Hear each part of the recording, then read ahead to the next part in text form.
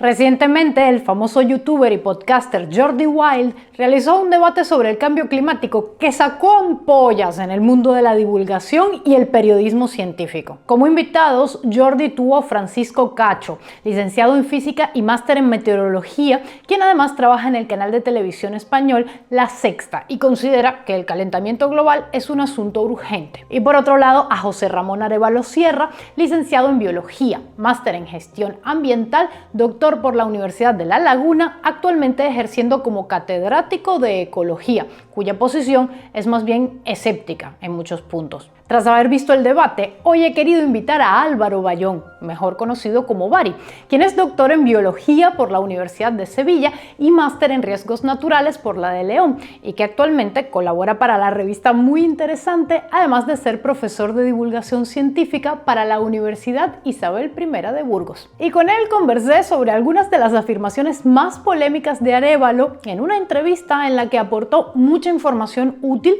y que está disponible en su versión larga para los miembros del canal y los Patreons. Ahora bien, volviendo al debate, muchos entre el público se preguntaron el por qué la comunidad científica le dio un jalón de orejas a Jordi y por qué le tienen tanta alergia a estos debates. Desde hace años, tanto los medios como la comunidad científica consideran que este tipo de debates, lejos de ayudar a esclarecer la situación actual, lo que hace es enredarla. Además, argumentan desde estos sectores, el cambio climático no es un asunto debatible, sino que es un hecho científico corroborado por la gran mayoría de los expertos. En fin, muchos creen que un debate así hace un flaco favor a la lucha contra el cambio climático. Al respecto, Bari nos contaba. El que estamos viendo hoy es un cambio climático causado por el ser humano y además que ya ha demostrado ser peligroso para muchas actividades humanas. De modo que debatir eso es como debatir sobre si las bombas son buenas o malas. Pero hay quien está en desacuerdo y considera que estas actitudes por parte de periodistas y científicos revelan posiciones dogmáticas, sectarias y antidemocráticas, muy alejadas de los paradigmas que se supone que promueve la ciencia y que sostiene la libertad de expresión. Desde el lado negacionista o en todo caso escéptico, se critica mucho esas cifras de supuesto consenso científico alrededor del cambio climático. Consideran que se trata de una cifra agrandada que busca esconder la realidad de un enorme porcentaje de científicos que no entran en ese consenso. Así que toca ver el primer mito negacionista o escéptico del cambio climático. Mito número 1. No existe un consenso verdadero entre la comunidad científica. El consenso científico no se elige por mayoría, por votación, no es democrático, no es un consenso democrático. Se llama consenso porque efectivamente se genera un acuerdo entre grupos, entre personas independientes que hacen sus propias investigaciones de forma independiente y llegan a las mismas conclusiones.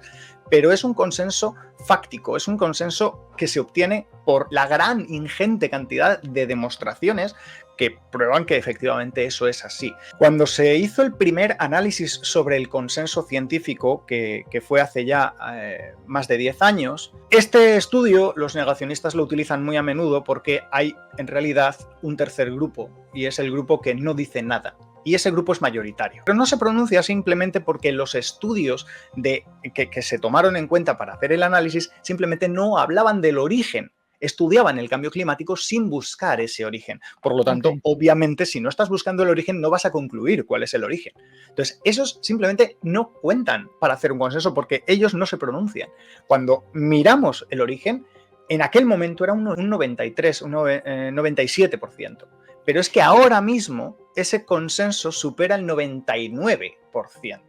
Es decir, cuantas más pruebas acumulamos, más nos damos cuenta de que efectivamente el cambio climático es antropogénico.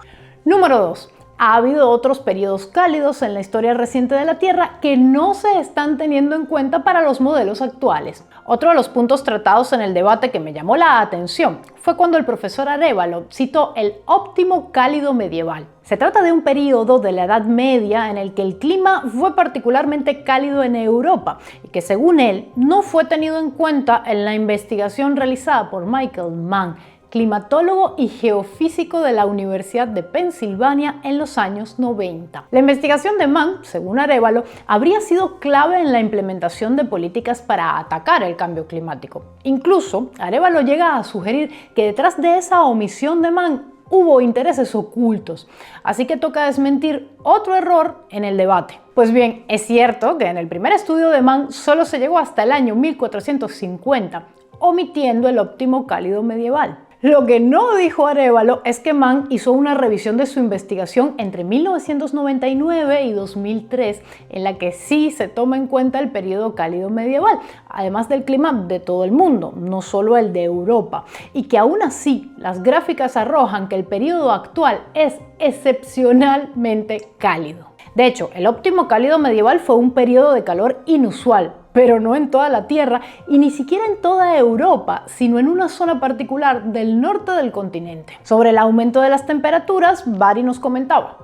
Lo que estamos viendo es que cada vez las anomalías térmicas son más elevadas. Quitando las pequeñas fluctuaciones hacia arriba y hacia abajo que tenga consecuencia, por ejemplo, de la niña y el niño, que son eventos cíclicos naturales, estamos teniendo récords año tras año, tras año, tras año, tras año, récords de temperaturas. Y eso es peligroso. Y antes de seguir, te tengo una gran noticia, porque muy pronto estrenaremos nuestro nuevo podcast La Cruda Verdad en exclusiva para Podimo. Hablaremos de todas las barrabasadas de las que no podemos hablar aquí en YouTube. Canibalismo, incesto, drogas raras y mucho más. Todos los temas por los que YouTube nos metería 3 strikes de una. Te puedes suscribir desde ya con el link que te dejo en la descripción. Tienes una prueba gratuita de 15 días y luego pagarías 99 pesos mexicanos al mes, un poco menos de $6 o el equivalente en tu moneda local, que esto se puede escuchar desde toda América Latina. Así que ya lo sabes, escucha nuestro nuevo podcast La Cruda Verdad. Link en la descripción. Mito número 3. No sabemos si el cambio climático es o no producido por el hombre o en todo caso la relación entre CO2 y temperatura es forzada. Este fue uno de los caballitos de batalla de Arévalo en el debate de Jordi Wild. Admitía que hay un cambio climático, pero que el dióxido de carbono no está necesariamente relacionado con él. De hecho, según explicaba, los niveles de dióxido de carbono que emitimos son apenas el 4% del nivel total de ese gas que hay en la atmósfera, lo que sería una cantidad muy pequeña para afectar el clima. Pues bien, hay una buena noticia y una mala noticia. La buena noticia es que sí, producimos algo más del 4% del dióxido de carbono que hay en la atmósfera, entre el 5 y el 8% según me explicaba Bari. La mala noticia es que esto es suficiente para mandarlo todo por el despeñadero, con lo cual, pues la verdad es que no hay ninguna buena noticia. El problema es que todo ese CO2 que se emite por parte de la naturaleza se reabsorbe por parte de la propia naturaleza. Está en equilibrio, de modo que la cantidad de CO2 neta en la atmósfera ni sube ni baja. Se mantiene en un equilibrio. Nosotros estamos rompiendo ese equilibrio y aunque nuestras emisiones de CO2 son apenas el 5 o el 8% de las emisiones globales, es un 5 o un 8% de más que no se está reabsorbiendo. Exacto. Y además es que es un 5 o un 8% de más que procede de un CO2, de un carbono que se atrapó hace 300 millones de años durante la era carbonífera, durante el periodo carbonífero, perdón. Cuando las plantas absorben carbono, absorben prioritariamente carbono 12 y no absorben carbono 13. Cuando nosotros quemamos plantas o quemamos cosas que fueron plantas hace 300 millones de años, lo que estamos emitiendo a la atmósfera es carbono 12 y no carbono 13. Ok. Entonces, ¿qué pasa? Que a lo largo del tiempo la proporción de carbono 12 respecto a carbono 13 está cambiando. Y ese cambio en la proporción es lo que nos está dando la muestra de que somos nosotros, los seres humanos, los que estamos emitiendo ese carbono. Mito número 4, más dióxido de carbono es en realidad bueno para el planeta. Negacionistas y escépticos del cambio climático consideran que esta satanización del dióxido de carbono es absurda, dado que es un gas necesario para la vida en nuestro planeta. Ergo, a más dióxido de carbono, más plantas, más bosques.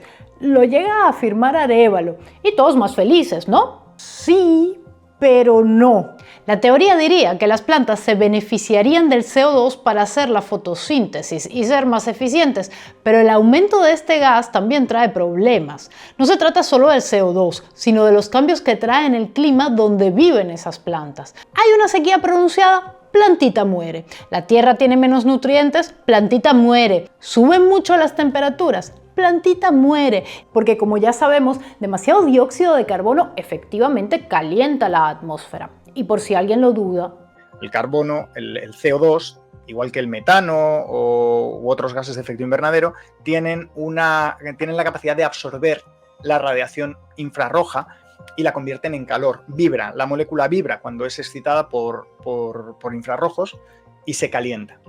¿Qué pasa? Cuando la luz del sol atraviesa la atmósfera y llega al suelo, la Tierra devuelve parte de ese calor que llega en forma de luz, devuelve parte de ese calor a través de radiación infrarroja. Esa radiación infrarroja debería salir al espacio, perderse. Sin embargo, ahora en la atmósfera hay más CO2 que retiene esa radiación infrarroja y la convierte en calor. Y ese es el famoso calentamiento global. Y eso también se observa porque cada vez la Tierra emite menos radiación infrarroja, a pesar de que la luz solar que le llega es siempre la misma, más o menos, con pequeñas fluctuaciones, pero de media es la misma. Mito número 5. El hielo de Groenlandia está aumentando y no decreciendo, como aseguran los agoreros del cambio climático. En cierto punto del debate, Arévalo aseguraba que los medios distorsionan la situación de la capa de hielo en Groenlandia.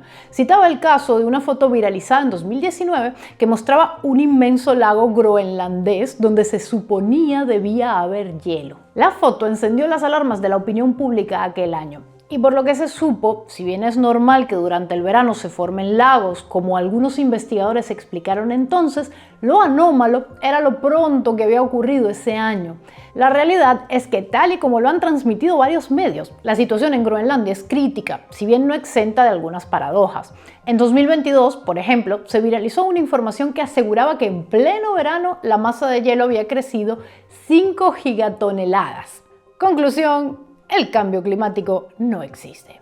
En este artículo, que encontrarás en las fuentes que te dejo en la descripción, explican que para conocer el volumen de la masa de hielo se mide el hielo de los glaciares, el hielo que se encuentra bajo los glaciares y el hielo superficial. Desde el Instituto Danés de Meteorología explicaban que tanto los glaciares como el hielo debajo de los glaciares han perdido volumen de forma ininterrumpida en los últimos años, mientras que los días que hay grandes nevadas hay aumentos repentinos, como aquel 29 de agosto de 2022, pero no son suficientemente altos como para compensar las pérdidas de los glaciares a lo largo del tiempo. Ese día, por ejemplo, se habían ganado 7 gigatoneladas por las nevadas, pero los glaciares habían perdido 2 gigatoneladas. Y sí, repito mucho la palabra gigatonelada, pero es la primera vez que la uso y me hace sentir más inteligente.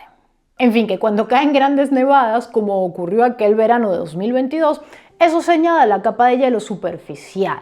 Sin embargo, al final, las nevadas no necesariamente se terminan convirtiendo en glaciares. Y si sientes que te acabo de dar un montón de detalles demasiado específicos y aburridos, esto es así, gente. Hay que dar contexto y la verdad suele ser bastante más complicada de lo que nos quieren vender algunos negacionistas. Los agoreros del cambio climático nos quieren asustar, diciendo que la película El día después de mañana puede hacerse realidad. En cierto punto del debate surgió el tema de las corrientes del Atlántico Norte, cuya ralentización, según se está alertando, podría traer un escenario similar al de la película El día después de mañana. Arévalo nuevamente se valió de la ridiculización para desestimar esta posibilidad, pues ¡qué absurdo basarse en una película para hacer predicciones!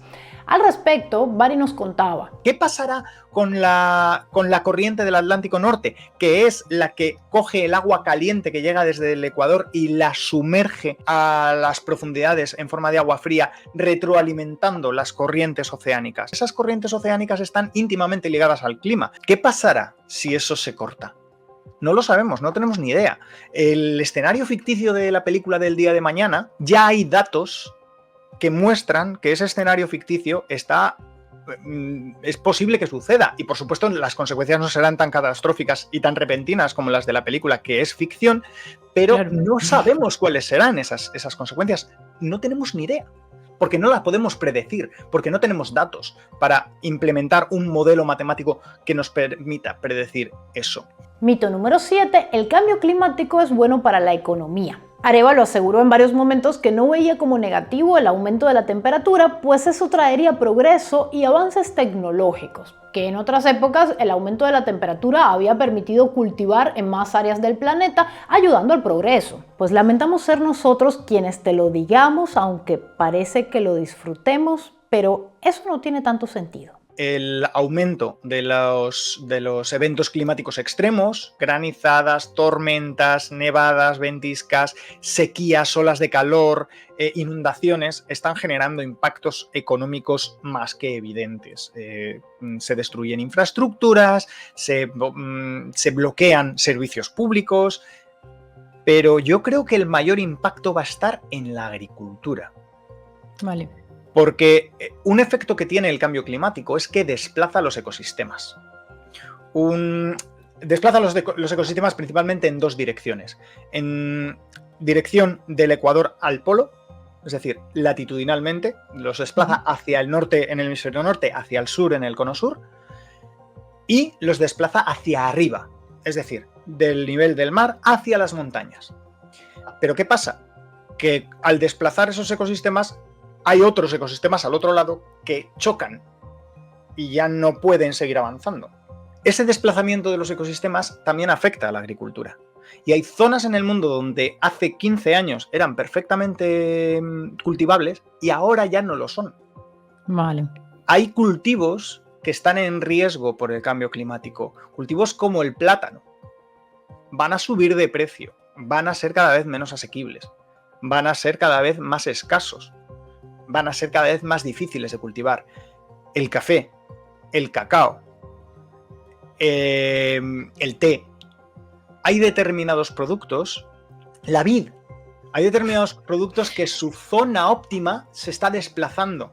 Vale. Entonces, donde ahora se pueden cultivar, dentro de 10 años no se podrán cultivar. Y donde sí se podrán cultivar porque han avanzado su zona óptima, lo que hay es un bosque, lo que hay es un prado, lo que hay es un lago. Es un sitio donde ahora mismo no se podría cultivar. No. Que lleva a mayor deforestación, a mayor ataque sobre el medio natural, para poder cultivar aquellas comidas que ahora no podemos cultivar porque esa zona cultivable ya ha dejado de serlo y ahora tenemos que cultivar otra cosa ahí atrás. Vale. Entonces, ese avance exige una agresión nueva al medio ambiente, claro. Y eso genera una retroalimentación. Entonces, para mí el mayor problema va a ser el agrícola. En la agricultura va a haber muchísimas pérdidas. Las especies invasoras. No se habla nunca de las especies invasoras, pero yo hablo de las especies invasoras. Las especies invasoras son actualmente la primera causa de pérdida de biodiversidad en el planeta, mayor aún que el cambio climático, pero es que además se ven alimentadas por el cambio climático. El cambio climático las beneficia. Y esto puede venir asociado, por ejemplo, con problemas de salud pública. Si entran mosquitos con dengue, o con malaria, o con chikungunya, o con zika, o con cualquier patógeno que se transmita a través de mosquitos, y cuando digo mosquitos puedo hablar de garrapatas, puedo hablar de pulgas, puedo hablar de cualquier insecto que sea, o artrópodo, que sea transmisor de enfermedades. Todo esto puede suceder con un aumento de 1,5 grados.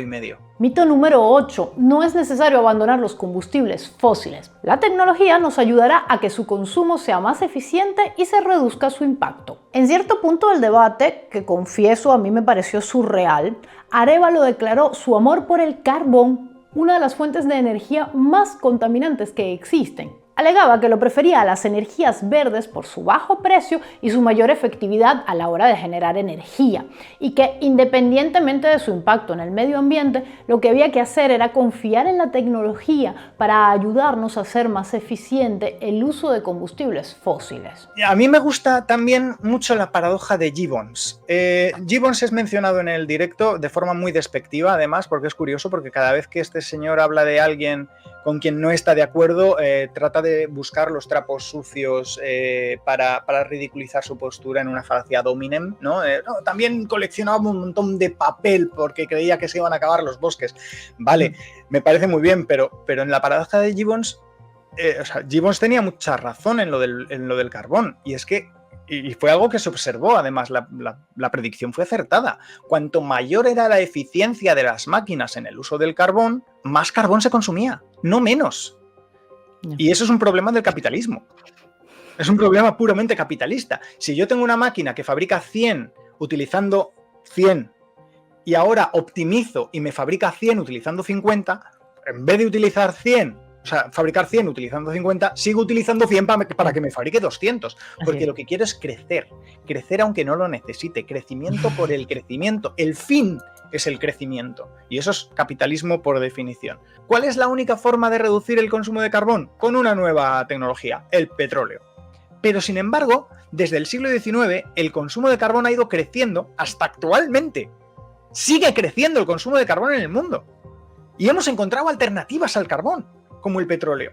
Y hemos encontrado formas de optimizar el recurso del carbón. Y seguimos quemando más y más. Mejorar la eficiencia sirve si el fin de la mejora de la eficiencia es reducir el consumo del recurso natural, es decir, fabricar la misma cantidad con menos recursos. Mito número 9. Los científicos que no apoyan la teoría del cambio climático antropogénico son silenciados por la prensa y sus investigaciones no reciben ninguna subvención. Que ahora desde las políticas nacionales, si no metes la palabra cambio climático en tus artículos, no te sale, no recibes financiación. Ya, pero es que realmente estudiar el cambio climático es una prioridad precisamente porque es una emergencia. Entonces, obviamente, te van a valorar más si tu estudio se centra en el cambio climático, pero los que ponen el dinero no tienen control sobre los resultados de tu estudio.